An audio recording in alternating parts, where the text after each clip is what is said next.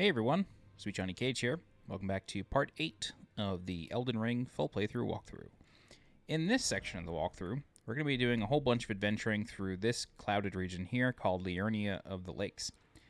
This area comes immediately after Stormveil Castle. However, as I showed you at the end of part 6 of the walkthrough, you can actually skip Stormveil if you like, and just by following this road, be a broken bridge right here, just jump down here, and then be able to get back on top of this ridge, follow the path, and then you'll end up on the other side of the castle.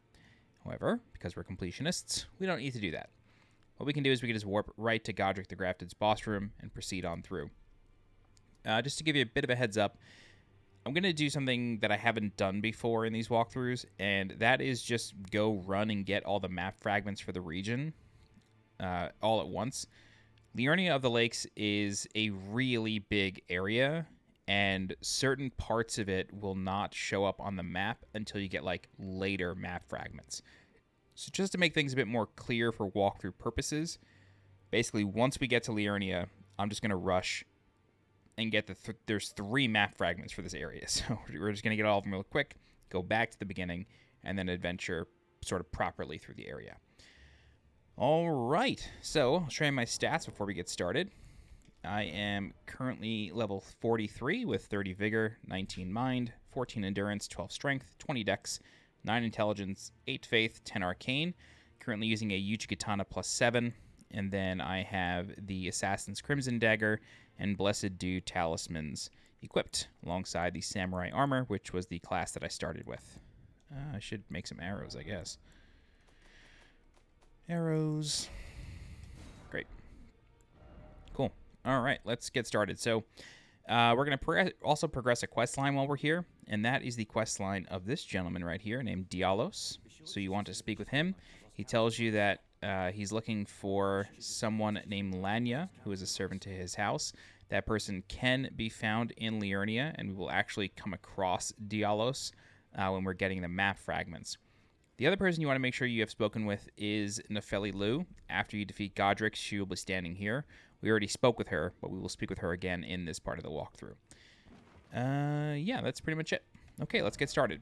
So let's go to Godric the Grafted's boss room. And then we will exit Stormveil and get into Liurnia of the Lakes. Alright, so Gostok is busy stomping the head of Godric. You can speak with him if you like. Learn what his plight is.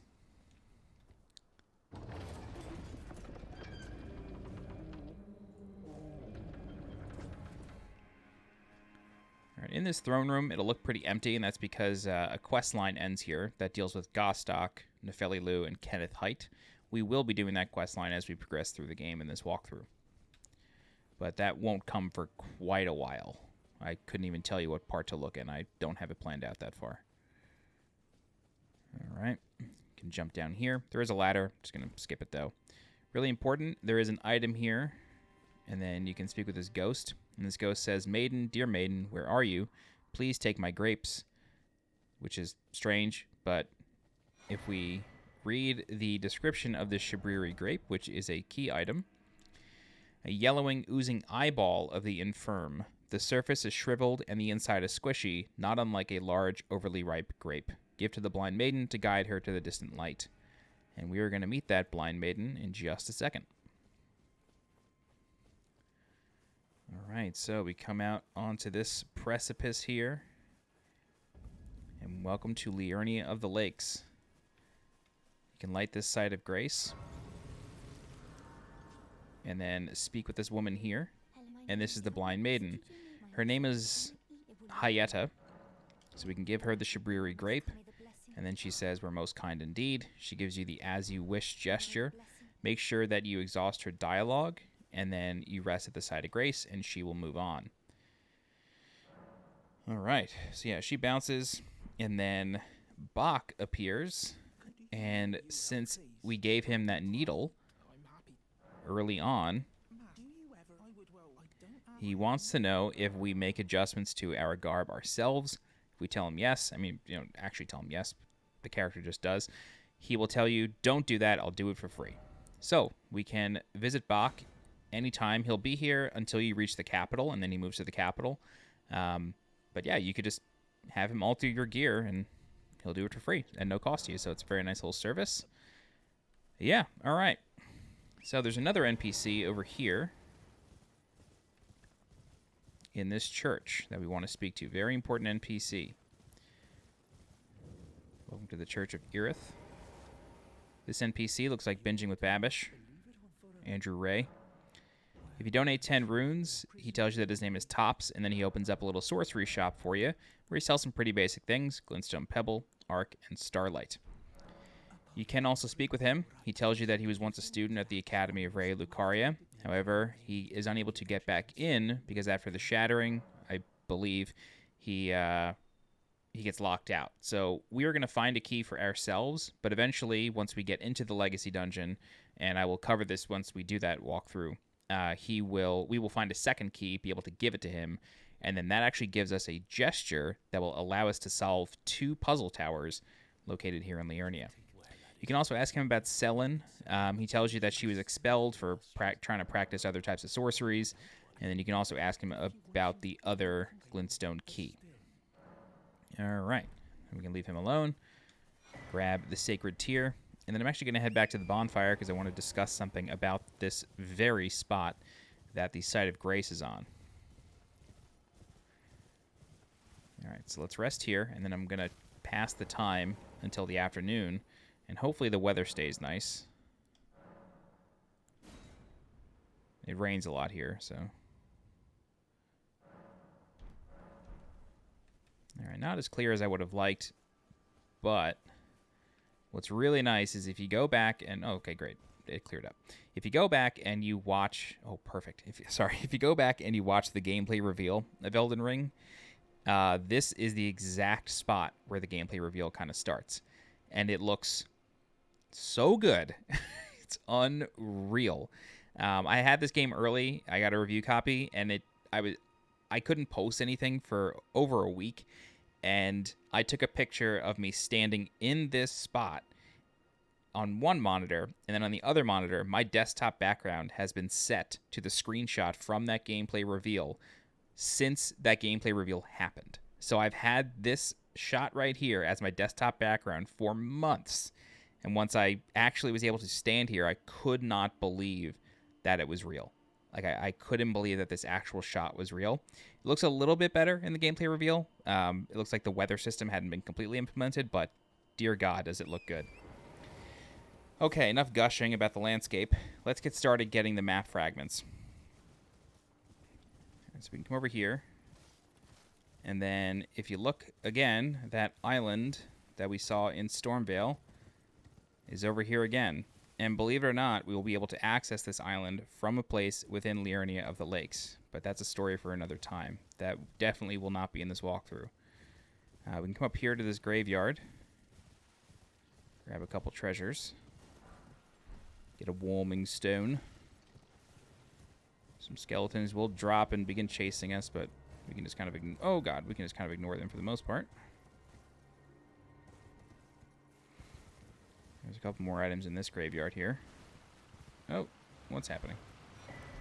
Get the Academy Scroll, which you can actually give to Sorcerer Thops if you like, and he will begin teaching you those sorceries. Okay.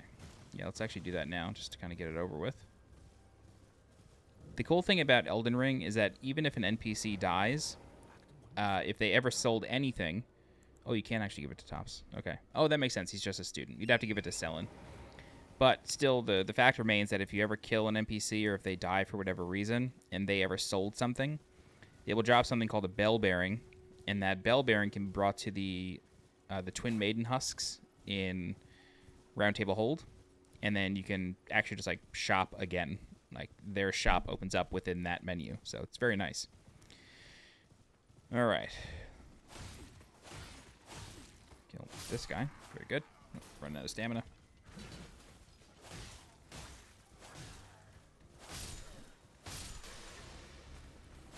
I don't even know what he just threw at me. Okay.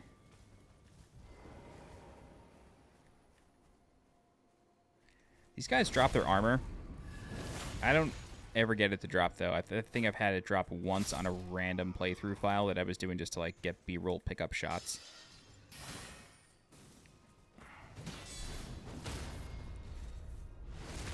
Alright.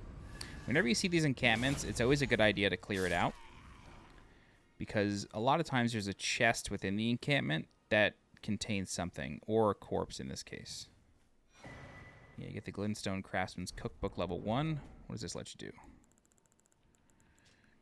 The Cuckoo Glintstone, a record of crafting techniques left by a Glintstone craftsman who served the Academy, contains information on faux sorceries, such as they were called.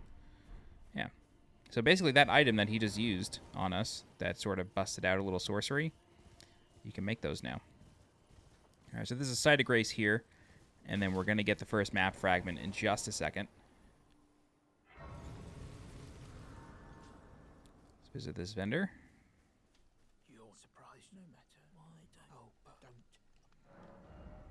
Alright, he has Nomadic Warriors Cookbook 11, Crystal Dart, Spellproof Dried Liver, and Shatter Shard Arrow. Great. He also has the Astrologer set, which is always cool, and a Lantern if you need it, which is nice. Alright. Moving on, the map fragment. I'll actually show you something interesting. If you look on the map, in every region... God, come on. Oh my god. In every oh boy. How about now? In every region, as you begin to uncover the fog of war, you'll notice these symbols on the map. That is where a map fragment is.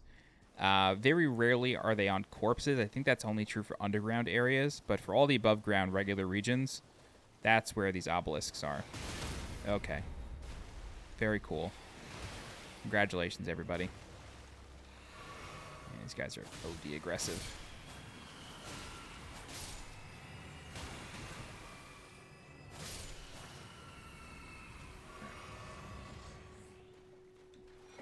Cool.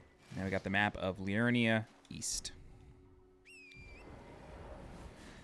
Okay, so the next map fragment is going to be like kind of over here. So what I'm actually going to do, let me just double check on the map I have printed.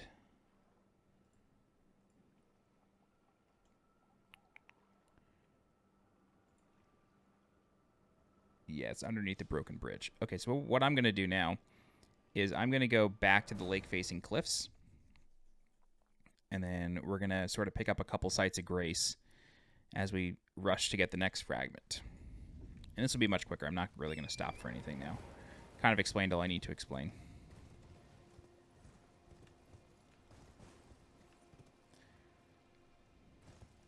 All right. When jumping across these tombstones, you want to make sure that you actually press the jump button and not just fall.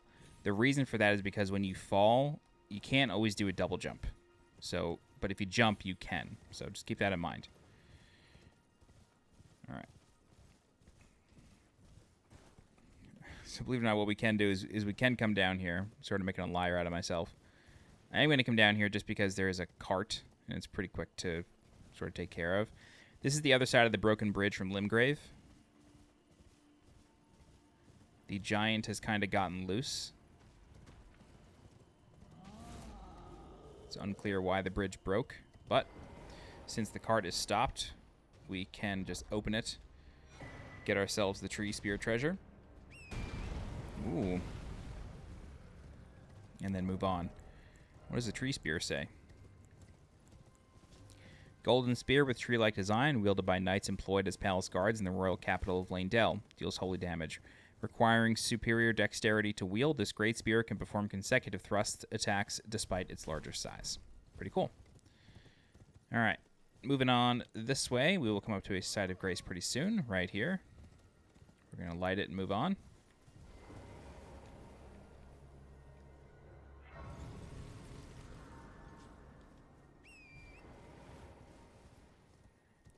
You got these marionette soldiers here.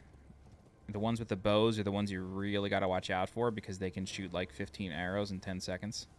Not even. Just be really careful when dealing with them. Yep. Oh, told you. Yeah. So they can be a lot. All right. So you have a couple choices here.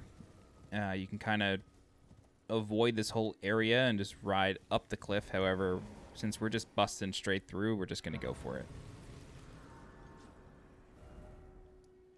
Yeah, just going to critical path it. When you do, however, puppets will be summoned. These blue guys are puppets. And then a whole army is going to be summoned alongside a cuckoo giant. Ooh.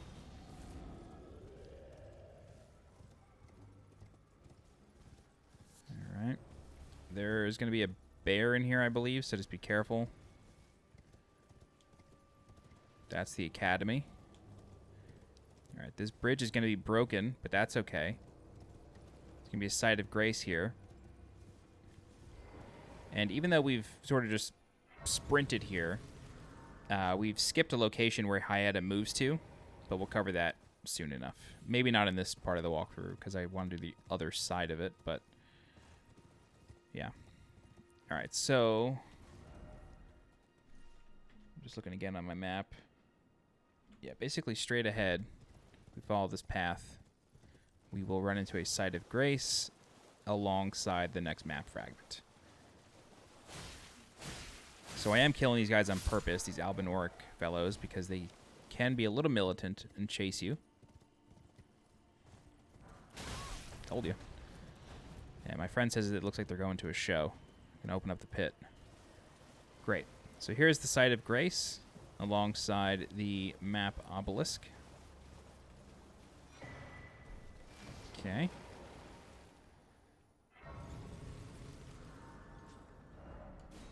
All right, and then in this area, I'm going to do this now. In this area, we're going to find Diallos. So I'll find him, and then I'll show you where he is on the map. He just kind of is in a bit of a nondescript area.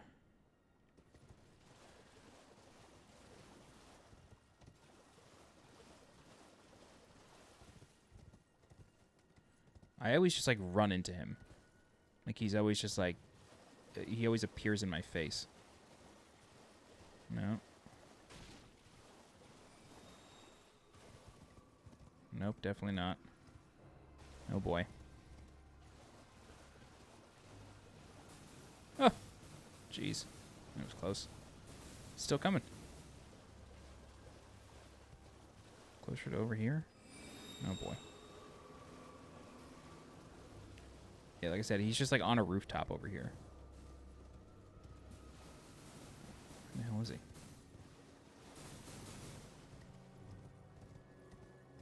I may end up looking this up. I know he's over here. 100% he's over here. There he is. Okay. So Diallos is right here. There you go. This is where Diallos is. Basically just north of the site of grace.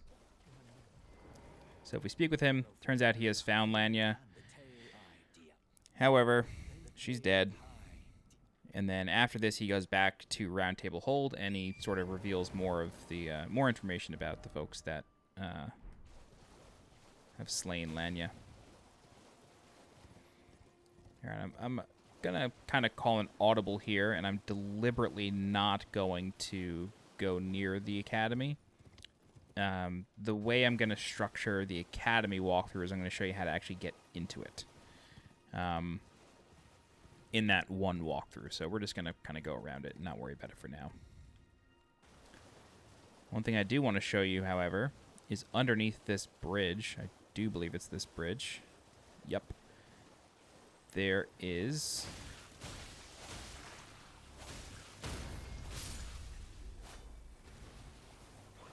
Oh, jeez.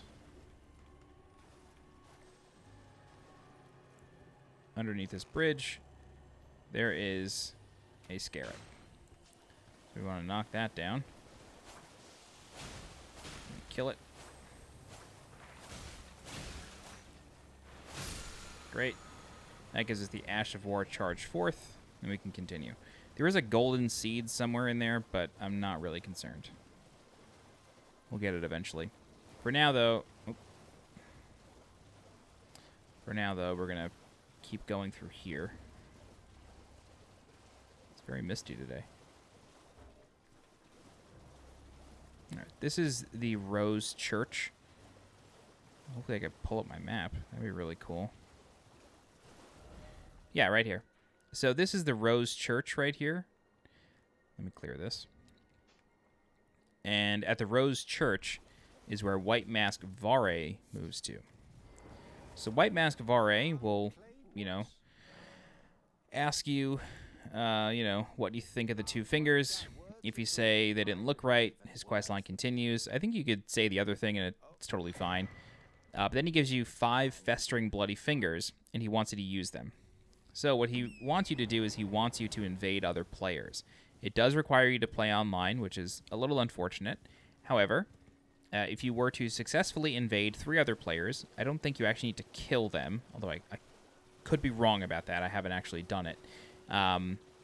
His questline will continue even further, and you will eventually receive more or less an invitation to a very late-game boss right away. So you could basically skip a whole dungeon and just kind of go about your business in that way. Okay, so we are riding now this way, and it may seem like the map is about to cut off. Trust me, it doesn't. We're now going to go for the 3rd map fragment, which is on the other side of this island here. And once I get that map fragment, you will understand why I chose this method rather than doing the traditional, let's just walk forward the whole time and, get to things when we get to things. It's really important that I have the entire map exposed. Otherwise, my walkthrough is not going to be super effective. All right. In this area, you will see lots of floating scarabs. You don't really have to worry about them. But near this rock formation here is a dragon. I'm going to leave that dragon until it's time to enter the legacy dungeon of the area. You can fight it, however. And if you're just trying to blitz to the legacy dungeon, it's hiding the key that you need to get in right behind it. It's on a corpse. You don't actually have to fight the dragon. You can just go loot the corpse and move on. But, fight the dragon. You may as well.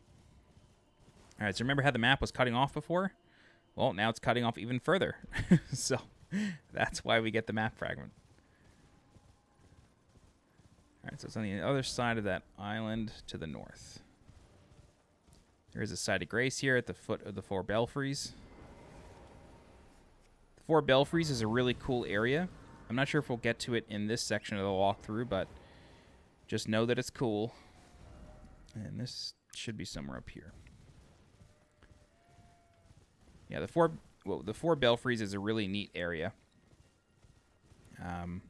Yeah, it just is.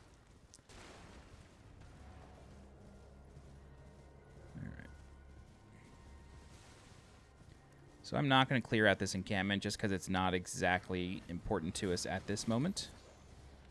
But that's the chest I was talking about. And then there's a whole procession pulling the cart here, so either kill him or move on. Up to you. You will find a knight here riding along. Going to ignore him. Although he has the glintstone phalanx, so you do need to look out for that. But we're going to press on, and then should be coming up to the map fragment pretty soon here.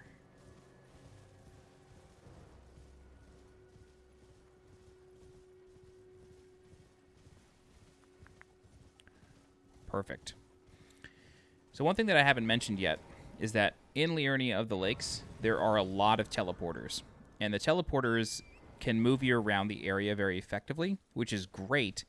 However, it can lead to a lot of confusion. So I don't like to really take them in a walkthrough setting. This is the 3rd and final map fragment of Liurnia, and now we have the whole thing.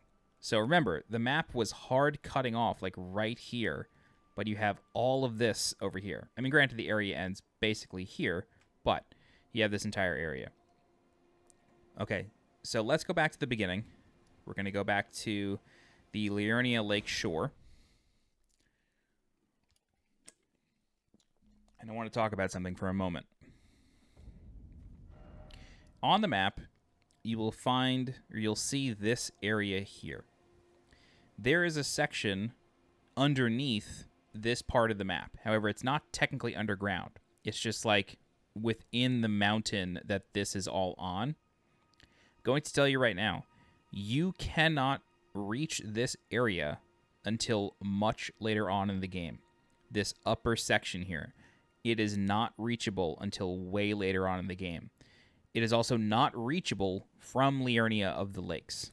It requires some teleporting very late in the game. So don't go nuts looking for how to reach this place. You can't do it yet. Okay. We are going to start from the Liurnia Lake Shore side of Grace. And then let me pull up my map of the region. Great. Okay, so the first thing we're going to do is we're going to go to Stillwater Cave, which is over here. It's within the lake itself, along a wall. Stillwater Cave has a decent amount of poison, so if you have the ability to craft the healing, the boluses that can heal poison. Oh, Jesus. Giant lobster. Forgot. They got me good. That shook me. Anyway, here's the entrance. But if you have the ability to cure poison, I highly recommend you bring it. Go ahead and equip your lamp. Welcome to Stillwater Cave. And this is located... Well, I'm in combat, technically. Okay. This is located right here. So basically, right at the end of the lake here. All right. Oops. What do I need more of to craft more of these things?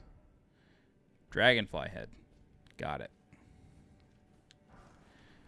All right, so within this cave is a healthy number of Miranda blossoms. If you'd like, you can jump down there and, deal some damage to them and get them going. However, I just don't recommend it. I really don't recommend it. It's not exactly worth it. It's also not necessary to complete the dungeon.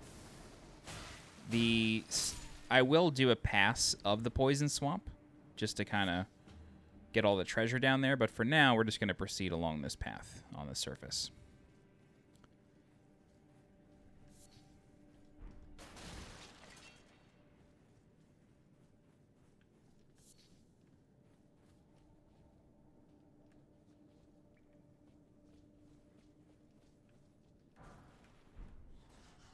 I knew that there was going to be some sort of enemy in here. I was like, this is too quiet here. What's going on?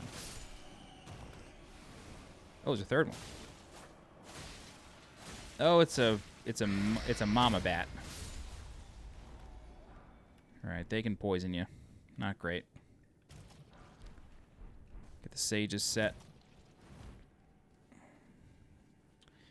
What I may do is I may go visit Brother Corheen and see if I have enough faith to cast poison heal.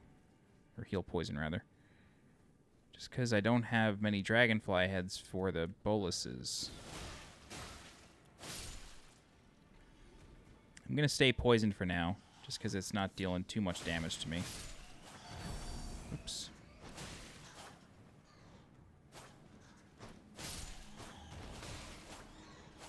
Oh, he's on the complete wrong side.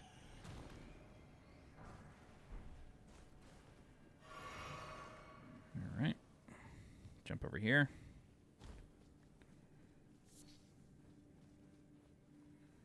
All right, since we're poisoned, we may as well just go for this. The poisons we can't get poisoned again, so we may as well just clear this all out, do our thing here.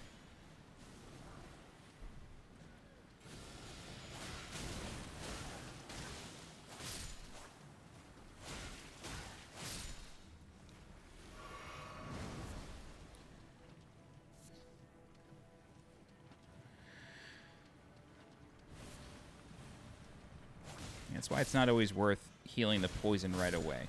Sometimes it serves a purpose.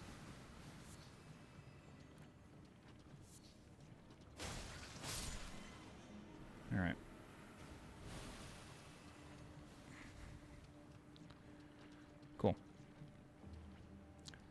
Now all that's left are the poison petals, more or less, so we can keep moving. Excuse me. Alright. So as we come through here, you'll see a stake of Marika, which should indicate to you there's still a little while to go.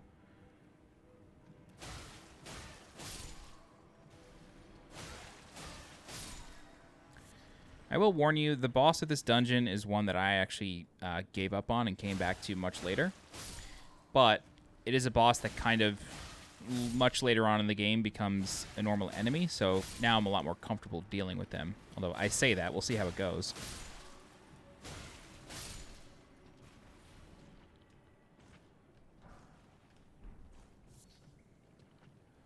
Alright, so here we go with the boss. The boss is a Cleanrot Knight, and you really just got to look out for a couple of abilities, and those are the ones when the spear glows gold. Yeah, so anytime it glows gold, it's going to do a bigger attack. Oh, the dogs are really messing this thing up. Yeah, so it can kind of push off. It has a scoop, but the one you really got to be careful of is the ability. It may not even pull it out because of the wolves, but it's the ability where the sword just, or the spear, this one right here. The spear completely glows gold, and then the knight will try to ram it into you. It's effectively a grab, so you need to roll away from it, otherwise it's kind of a one-shot. That's it. You get the winged sword insignia, which I believe deals more damage on successive attacks. Raises attack power with successive attacks. A talisman depicting a raised prosthetic blade, an honor bestowed upon the knights who fought alongside Malenia the Severed. Raises attack power with successive attacks. The wings symbolize Malenia and her undefeated prowess. Though she never knew relief from the accursed rot she was born into, her blade was forever beautiful and relentless. No joke. Malenia is a boss that took me 3 days to beat. Granted, I wasn't using summons, I had no infusions, no bleed, no nothing. But, very tough boss. Whoa, the poison renewed? That's cheap. That's quite cheap. Anyway, we'll rest here. Level up. I am putting points into Mind, just because I want to get to about 125. This way I can summon whoever I want in the game. I'm feeling fine with my attack power and all that at this point. Alrighty. So from this point, we're going to travel along this shore. And then...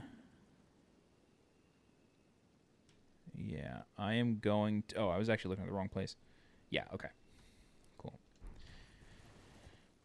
Alright. So we're going to proceed along here. And then I'm going to show you a place called the Laskyar Ruins.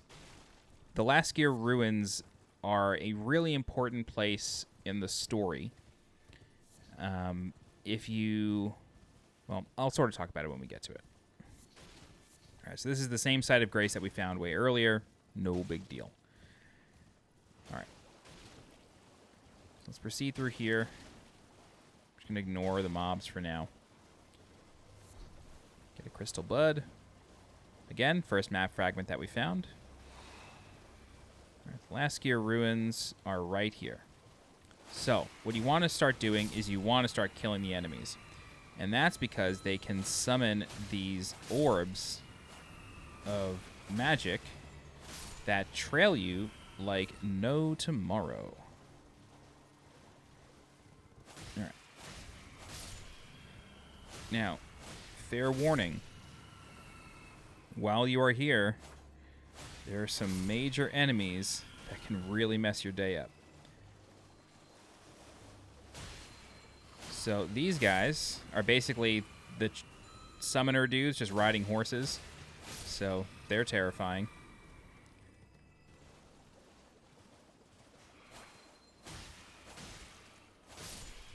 Alright.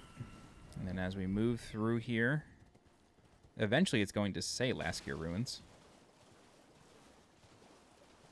Side of Grace here.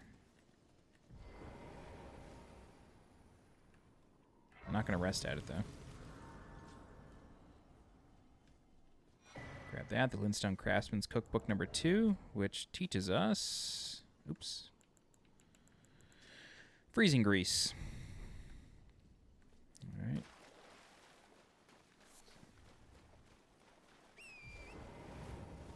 There we go. The Laskyar Ruins. All right. So this is the major section of the Laskyar Ruins over here.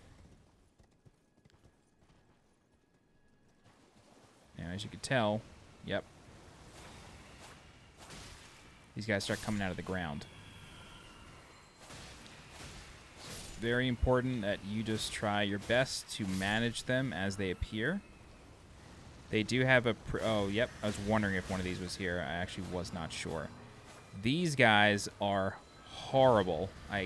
These are probably like the worst enemies in the entire game. They are absolutely relentless. They seem to have like infinite stamina, infinite poise.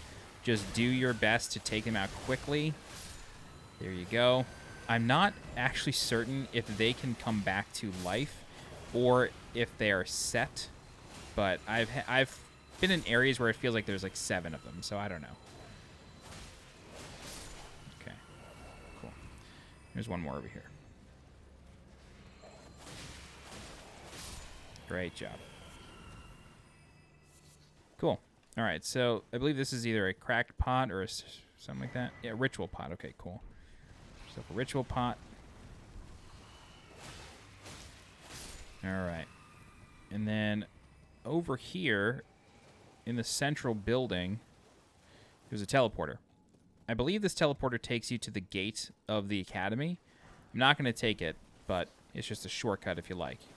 It'll basically take you like right here, more or less. Or I guess closer, like right here. Okay, the main reason I came here is because there is a cave nearby. It is west of the Laskyar Ruins. Or is it east of the Laskyar Ruins? Yeah, it's over here. It's east of the Laskyar Ruins. I don't know why I thought it was west. In any event, it's going to be in this general area.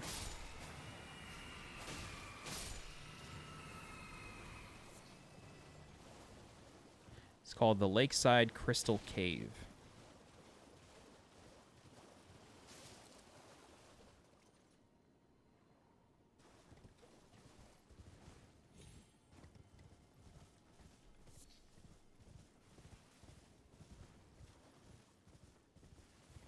Right here. I'm going to light the Site of Grace in here, but we're not going to do this dungeon yet. We're going to do this dungeon in a little while. But it's along the path, so I just wanted to show it to you. So we're just going to light it. We're not going to go in just yet. Show it to you on the map. This way you know where it is. It's right here. Okay? All right. What we're going to do now is we are going to continue along the coast here.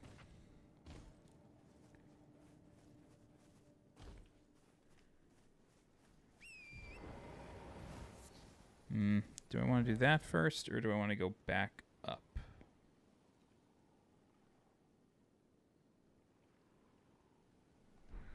You know, let's do this. Let's go back, and then we're going to go up onto the cliff. This way we sort of cover it all at once. There is a spirit spring nearby that we're going to take.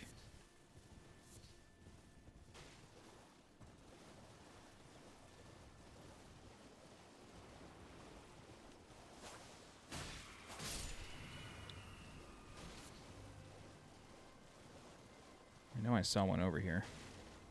Yes, right here. Cool. All right, take this spirit spring up. And then it plops you right on top of an Evergaol. So this spirit spring is right here on the map. Basically just near the Nomadic Merchant. All right, this is the Malefactor's Evergaol. This boss is hard. This boss is Adan, Thief of Fire, I think. He's got a lot going on.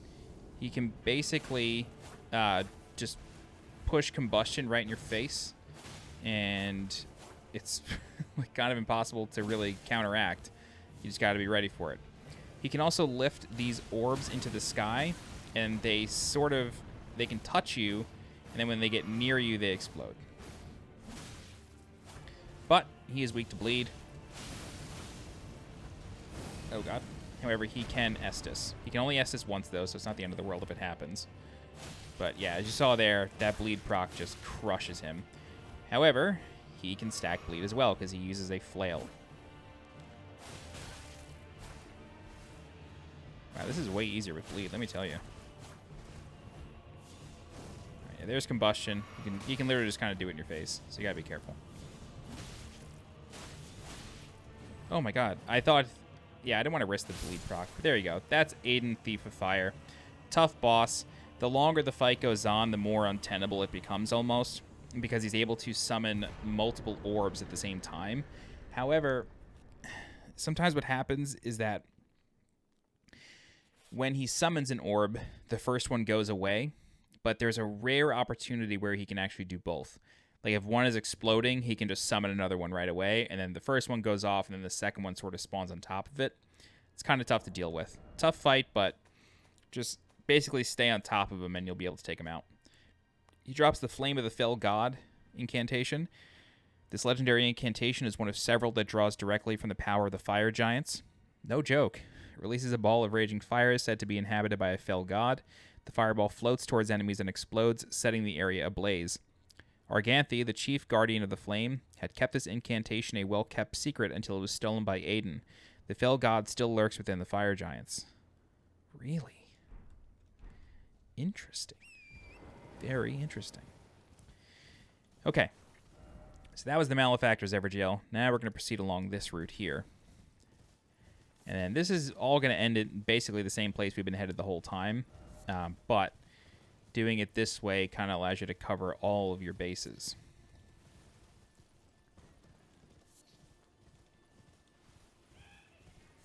Yeah, as you progress through this area, you'll hear laughter. It's not good laughter. There's a name for these enemies. It's some kind of mob. I forget what the name is. It's like the foul mob or something like that. I'd have to double check, but they are annoying. They're tiny little pygmy dudes. You can hardly see them, and they just cause a ruckus. All right, so you have this procession of fire people. The women are fairly weak, but you do need to be careful because they can summon blood magic on you if you're not careful. They can basically stick their staves into their chests. Ooh. And then a trail of blood will follow. At least that's what the later ones do. I think that's what these ones can do as well. I think they're the same exact enemy. Anyway. You also have these guys. They have some decent pyro. Decent pyrotechnics. But while you're on horseback, they kind of don't really stand a chance. All right, we're going to come in here. And this is a really important encampment, believe it or not. I don't have enough mana. In this encampment... Okay, never mind. I made a grave mistake. Holy God. That's why getting kicked off your mount sucks. Wow, I think it's only like the second or third time I've died in this walkthrough. Oh, there's a steak American nearby. Lucky me.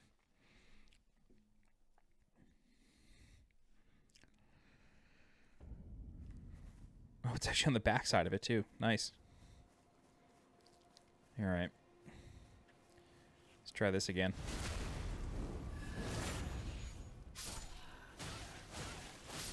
Okay. Took that one out. I feel like there was a third one somewhere, but maybe not. Hello? Dude, I was mashing R1 right there. That was weird.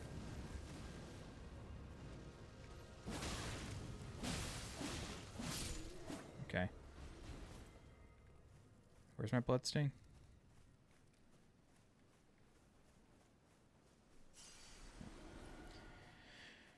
Great. So the reason you clear out this encampment is this, the Fire Monk's Prayer Book. You can give this to Brother Korheen, and he'll teach us some pyromancies. Then you also get the Fire Spur Me gesture, which is, I don't know, it's not on a corpse. It's just sitting here. I don't really understand that. Anyway, that's basically it for this encampment. Bring up my map real quick. This way you kind of know where we are.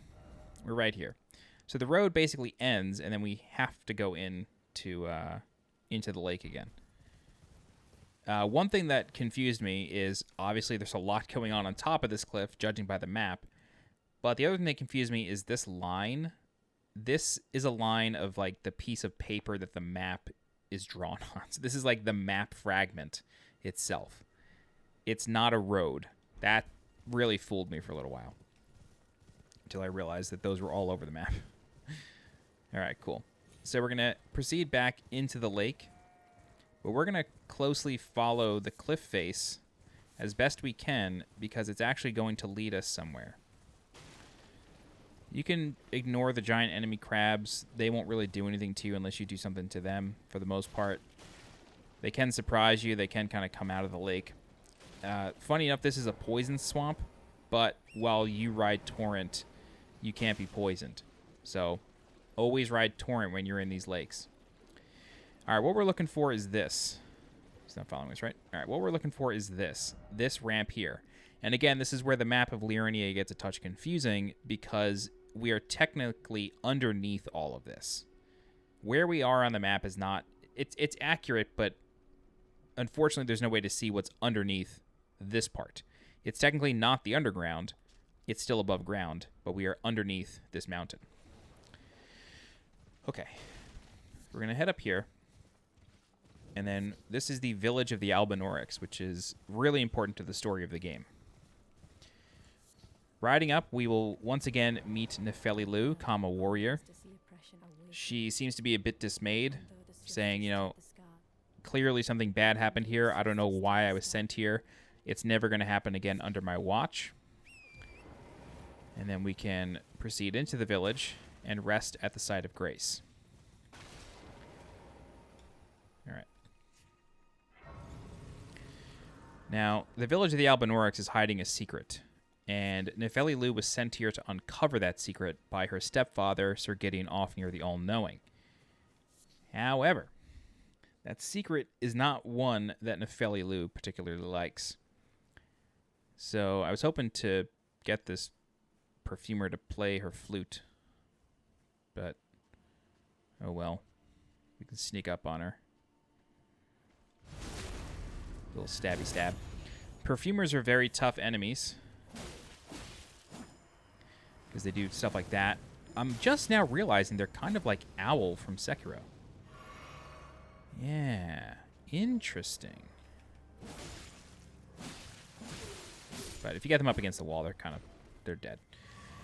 All right, interestingly enough, Michaela's lily grows here. It's pretty rare material. But we'll actually read the description of it. Or Michaela, I should say. I always thought it was Michaela, but it's Michaela, according to the game. Where is it?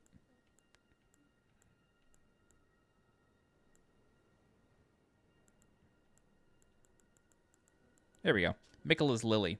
Delicate water lily of unalloyed gold that has started to fade and wilt. Material used for crafting items. Exceedingly rare to find. A flower signifying faith in the Haligtree. Thought to be beloved by the Empyrean Michaela in his youth. Michaela, again, sorry.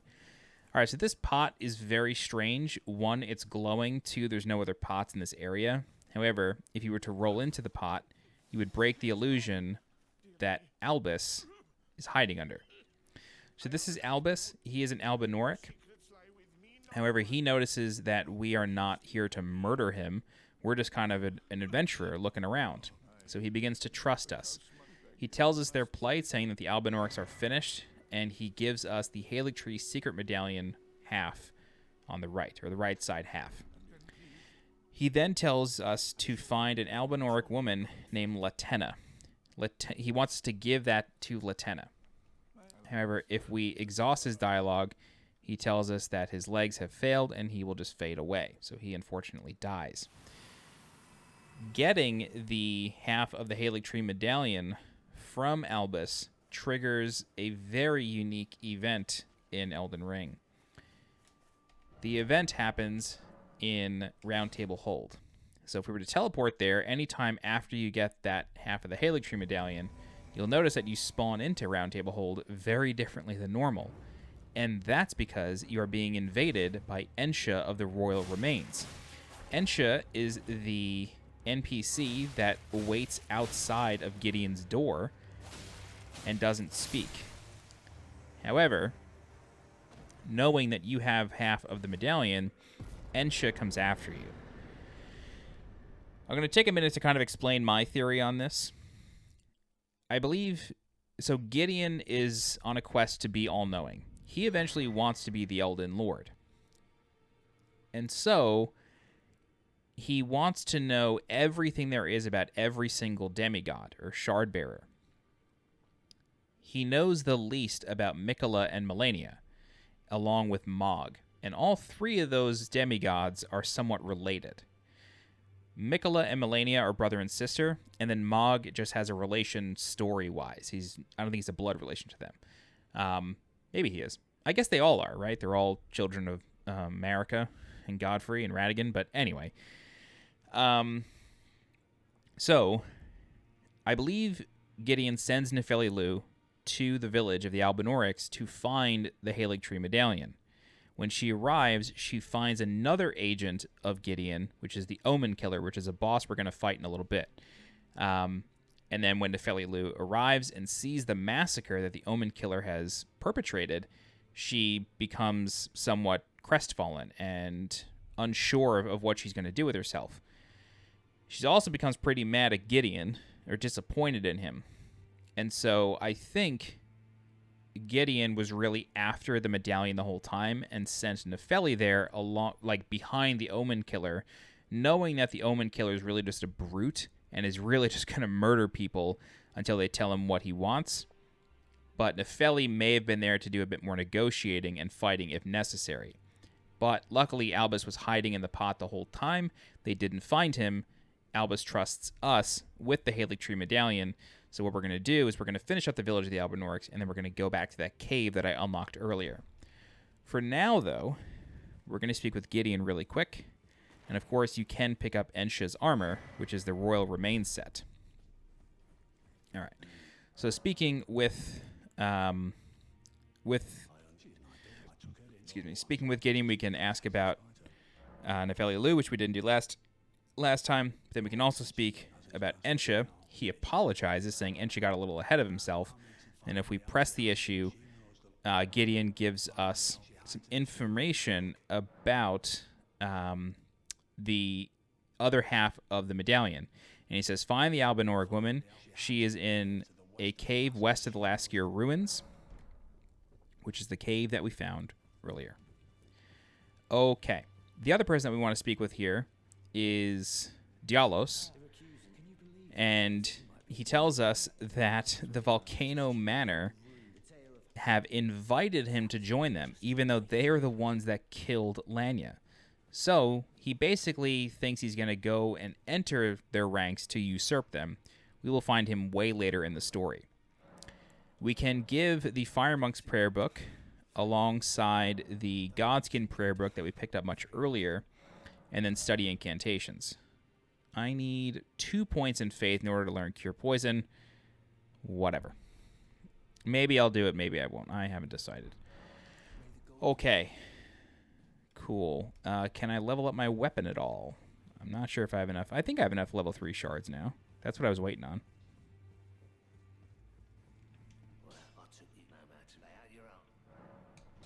Yes, we can. Great. Cool. All right.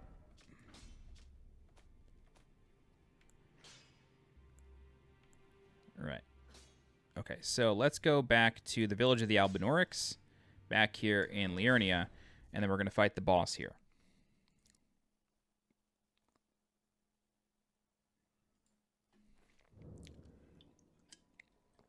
All right, great.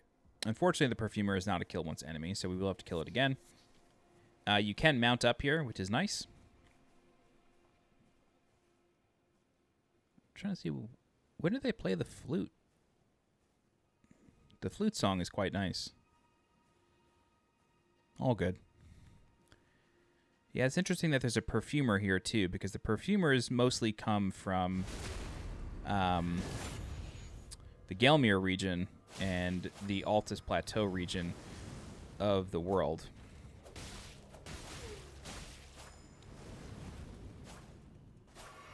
Oh, I hate you. Take that. I'm wondering if they're here for Malenia reasons or Haligtree reasons. Sorry, I get very speculative with the lore. All right, we're going to cross this bridge, and at the far end of the bridge is an Albinauric Sorcerer, so we want to dispatch him. This way he doesn't bother us too much. And then let's take care of this Scarab to get our 1 flask back. Great. And then we are going to fight the Omenkiller. However, if you like, you can summon Nepehli Loux. Not necessary to progress her questline, but she is extremely strong and can basically solo the boss for you if you like. One thing to take note of, though, during this fight is that there are a number of dogs that will join the fray. So what I recommend doing is summoning your own wolves and then dispatching the dogs before taking care of the boss. So the dogs are mostly asleep, so you kind of can get the jump on them, but attacking the dogs generally will... Yep, the boss has been aggroed. Oh boy. I feel like there's a third dog somewhere. Am I wrong?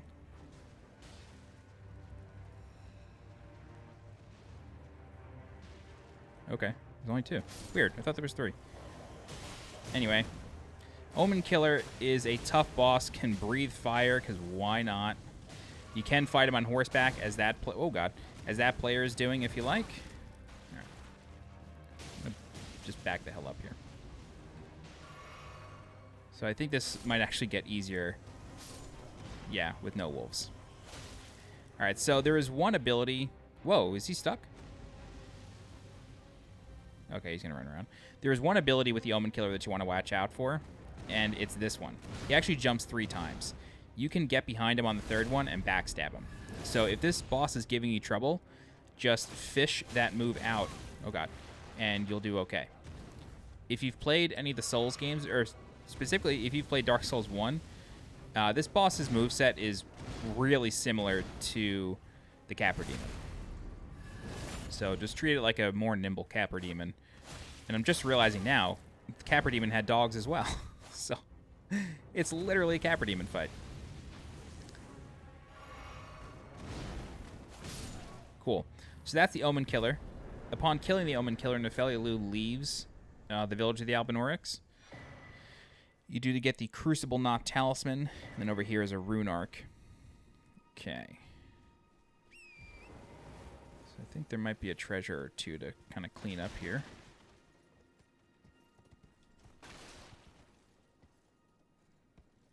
No? Is it just the Rune Arc? It very well could be.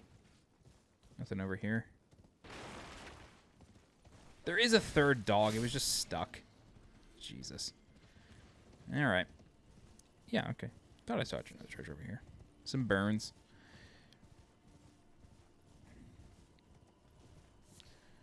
Alright, so you can warp out, and of course... Oh, there's another treasure over there that I missed. You can warp out, and then you can go back to Roundtable Hold, which we will do in a moment. And Nepehli Loux will be there once more. Cool, Larval Tier. Use that to respec later on if you want. Alright, we can cross this bridge, and then at the other end is going to be another Albinauric mage. So carefully avoid the glintstone pebble. There's going to be another one, like, up on a rock here that can jump down. It's not this one. This guy's defenseless, basically. Where is it? Right here. Blends in.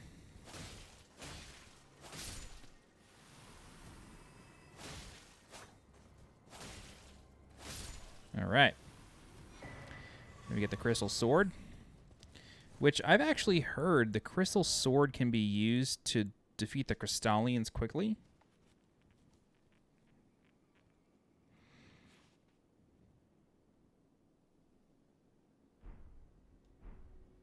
I'm going to try that if we ever run into Crystallians. I mean, we definitely will. Although, what are the stats? Does it require an intellect? It does. It requires 15 int. 13 strength. I don't have 13 strength. Oh my god, I went pure dex. That's funny. Okay, so anyway, we can jump down here. And then what we're going to do... Let's come up here. And then there are some crystallians over here. I'm just going to quickly run through to see if there's any treasure that I need to pick up. I don't think there is, but sometimes crystallians are guarding heavy stuff. No. Okay. All good. All good. All right. We are going to come up here, though. This is right here. We're going to kill this scarab.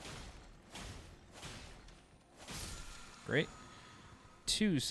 One level 2 somber smithing stone. All right. We're going to come around here, and then we're going to activate a site of grace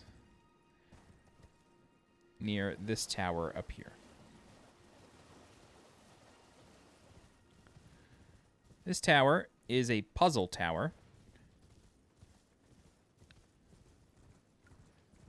And believe it or not, you do not need to get the official solution for this particular tower. You can solve it without the solution. So I'll show you what the hint is, and I'll talk about it for a moment. So the hint here is Erudition Guide Thee. What you need to do is you need to come back here with the Erudition emote, and then if you use the Erudition emote in front of the Statue of Marika, a ladder will appear that takes you to the top. However, whether or not this was an oversight or not, I don't know. What you can do is you can just climb this broken wall and then jump onto the roof and just skip it. So there you go. That's the other way to do it. So erudition is like a fancy word for smart or intelligence. So you can just be creatively intelligent and solve it a different way. Alrighty. So now that we've lit that site of grace, we just solved the puzzle tower. What I'm going to do is I'm going to go back to Roundtable Hold, and then we're going to speak with Nepehli Loux one more time, sort of progress her quest line a little bit. And I'm also going to level up. Keep putting points into mind until I get to about 120, 125. All right, Nepehli Loux will now move to a new location, which is over here. All right, she says, please leave me be. I know it's pathetic, but I need to think. So now we're going to go speak with Gideon real fast. We're kind of just going to go back and forth between the two a couple times. But this is very important to progress her quest line, and her quest line basically gives you the earliest access to two dragon stones, basically as early as possible. So, speaking with Gideon, he says that he basically has no more use for her because she wouldn't do what the Omenkiller was doing. And the Omenkiller was just slaughtering people in the village of the Albinaurics. But Nepehli Loux, having a conscience of a tarnished, didn't want to do it. So if you tell her that we heard from Gideon, she speaks a bit more. But now she needs to figure out what she's going to do for herself. But she doesn't know if he was lying. But now she's lost the guidance. She needs to figure out her own purpose. All right, so that's kind of it for her for now, at least actually for quite a while. But believe it or not, her quest line interacts pretty closely with Kenneth Height, which was the gentleman who we spoke with in Limgrave and entered his service, and we were about to be knighted, but then, it never happened. Okay. So, what we're going to do now is we are going to go back to that cave that I opened up earlier, which is the Lakeside Crystal Cave, west of the Laskyar ruins, like Gideon was saying. I'm going to warn you, this cave is a little long, so this is going to be the last thing that we do in this walkthrough, but it's very important. All right. We got an Arteria leaf here. Be sure to equip your lantern. There's quite a number of enemies. Yep, hiding out in here. Lots of demi-humans. And there's a couple ways to skin a cat in this cave, so to speak. A few ways to go about it.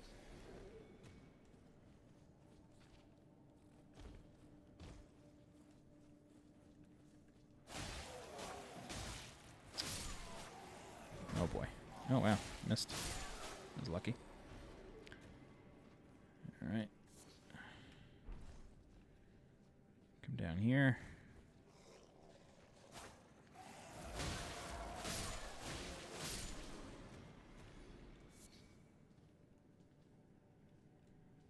Okay.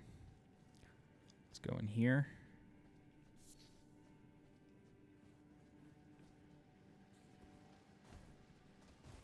Now we do get a demi-human chief, because why not? But if we just turn around, we can just kind of harass them. Or rather, get them turned around. We can just harass them. It's really helpful to, like, not spam target, but... Whoa! Never actually had that happen. Wow, he's just slicing and dicing right there. Good for you, little guy. It's really good to just sort of, like, press R3 every once in a while to see if you can target something through a bush.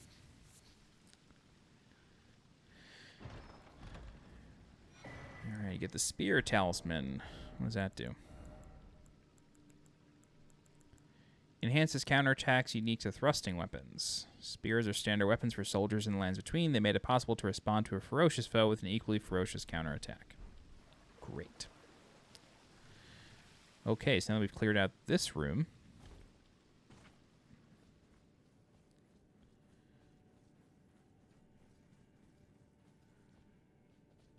We can begin falling. All right. Let's drop here. And we'll drop here. We're just trying to gracefully make our way down.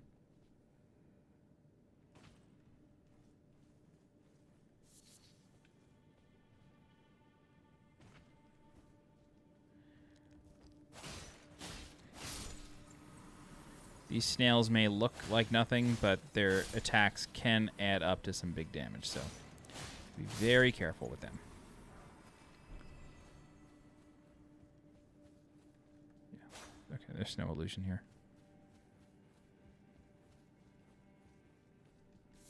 They can also hang out on the ceiling if you're not, like, if you're not paying attention, they can surprise you. They can also come in big groups like this.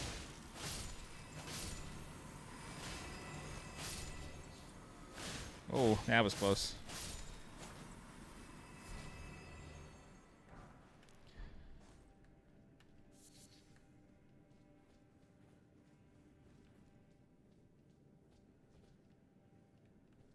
All right.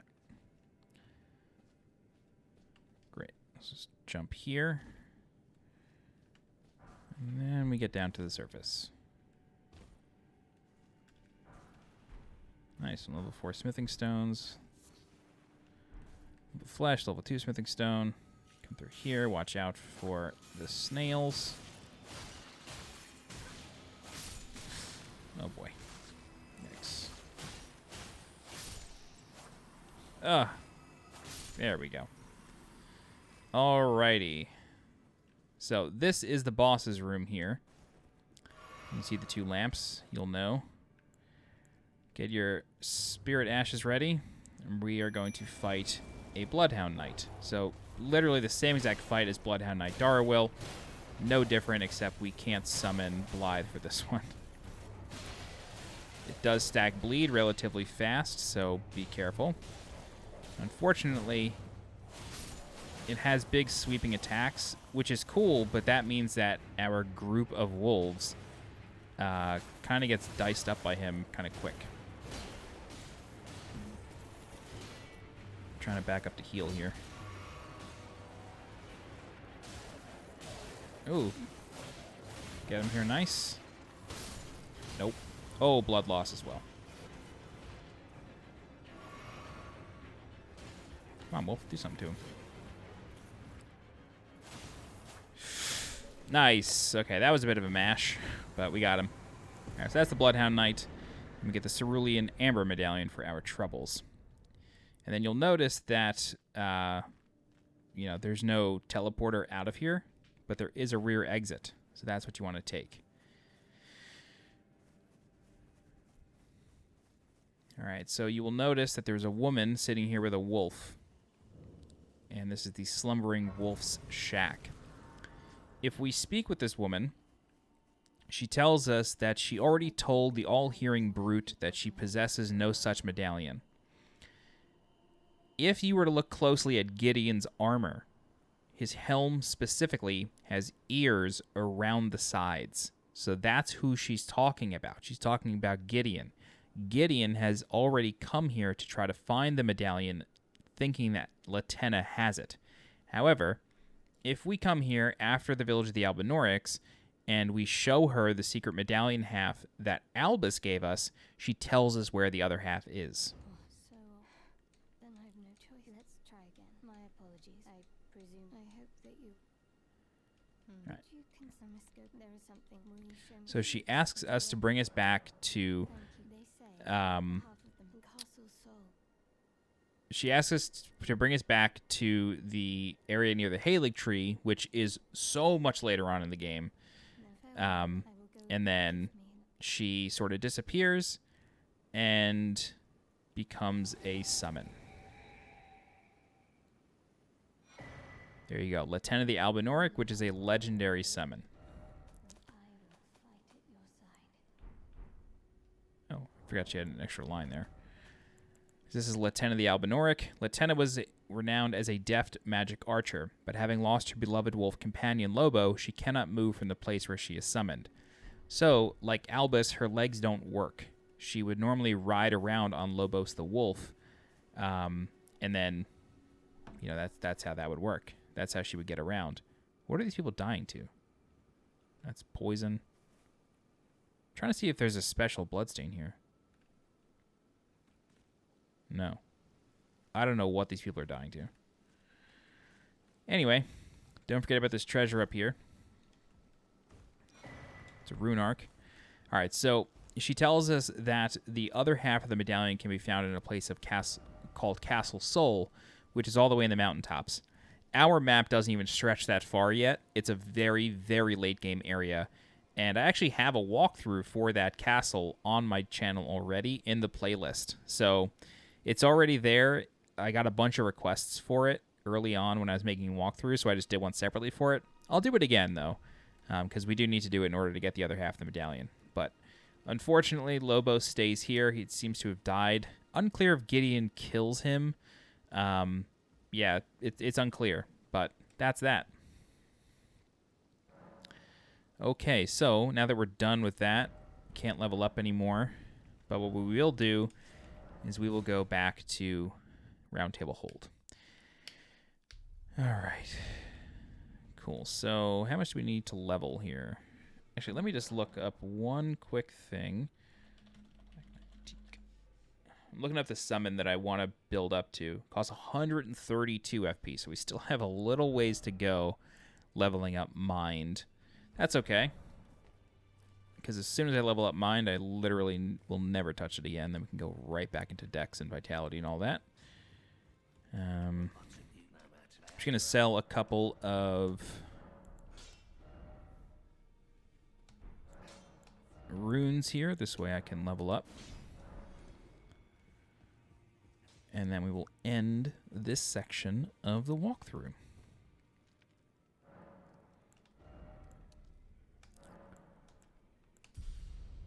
I'm getting 6 per level right now. I need another 20, so that's 4 more levels of Mind, and then I'll have at least 132 FP, and then I can stop leveling Mind.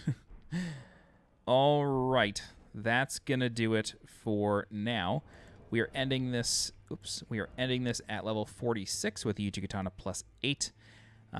In the next part of the walkthrough, we will continue along this side of Liurnia of the Lakes. Let me just check the map real quick. Tower, there's a catacomb there, Revenger Shack, Evergaol. Yeah, I guess we can do the Academy Crystal Cave there. 4 belfries, we'll have a choice of 1. And yeah, I think I know which one we'll do. King's Realm Ruins. I don't think there's anything actually there. I guess there sort of is. And then Road to the Manor. Do I want to do... There's a big mini dungeon in this area. I'm not sure if I want to do it, though, because it may be tough.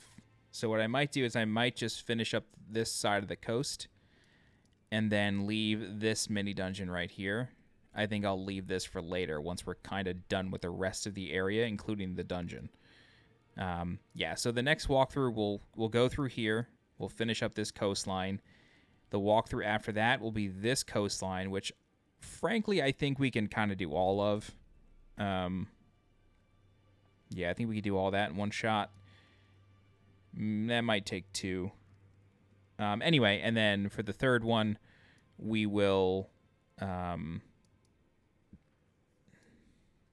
we'll do the lake. What I might really do is the next one might be a little long because I think I might want to clear out the lake. I think I might want to clear out the lake and the shoreline. There's not a lot in the lake. There's just like a lot of little things. There's no like big major dungeons. Anything that's going to take more than a few minutes. But it's like a bunch of things that take a few minutes, basically. I'll figure it out. That's going to do it for now. Let me give my channel members a shout out. Of course, I don't have it up. I mean, I would literally never remember to have this up when I'm recording. Okay, we have John Aldridge, Tammy Skinner, Hector J. Estrada, Joe Saunders, Daniel Cockreel, Brian Brubaker, Spencer Young, Charles Jan, Phoenix Loader, The One and Only Me 123, Joshua S., Dan Al, Tiptoe Water 12, Jude Lazowski, B-Tide, The Old One, and Good Luck. Thank you all so much for being channel members. If you have any questions, please feel free to leave a comment. I'll do my best to help you out. If you're looking for more guides for Elden Ring, please subscribe to the channel so you get alerted when new guides go live. If you're interested in supporting the channel monetarily, please consider becoming a channel member by clicking the blue join button below this video. Don't forget to follow me on Twitter and join my Discord. The links for those are in the description below. As always, I'm SweetJohnnyCage. Thank you so much for watching, and I'll see you next time. Bye-bye.